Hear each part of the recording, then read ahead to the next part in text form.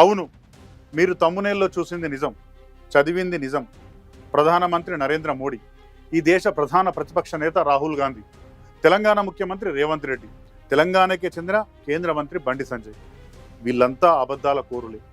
యావత్ భారతదేశ ప్రజలు ఈ అబద్ధాల కోరుల మాటలు వినాల్సిన, వీరి నాయకత్వాన్ని అంగీకరించాల్సిన దుస్థితిలో ఉండడం అత్యంత బాధాకరం, శోచనీయం, దురదృష్టకరం. వీళ్ళంతా కేవలం రాజకీయ ప్రయోజనం కోసం, వాళ్ళ స్వార్థం కోసం, ప్రత్యర్థులపై బురద చల్లడం కోసం అత్యంత నీచంగా దిగజారారు.